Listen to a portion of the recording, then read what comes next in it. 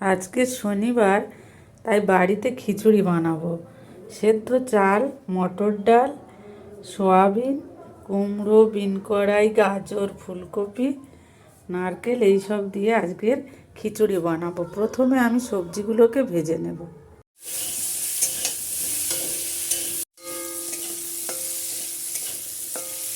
সব সবজি তো ভেজে নিয়েছি। এবারে এই তেলের মধ্যে আমি তেজপাতা, ফোড়ন, শুকনো লঙ্কা দিয়ে দেবো। দিয়ে টমেটো, আদা, এই কাঁচা লঙ্কা, জিরে, চিনি দিয়ে একটা মশলা করে নেব।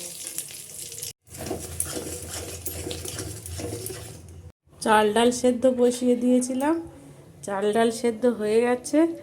এবারে সব ভাজা সবজিগুলো দিয়ে দিয়েছি। আর এই মশলাটা অর্ধেকটা রেখে দিয়েছি খিচুড়িতে দেব, আর অর্ধেকটা আলুর দম বানিয়ে নিয়েছি।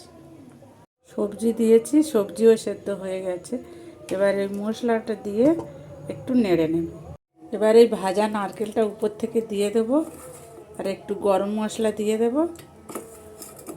তারপর এই যে আজকের শনিবারের দুপুরবেলা বেগুন ভাজা, খিচুড়ি আর আলুর দম।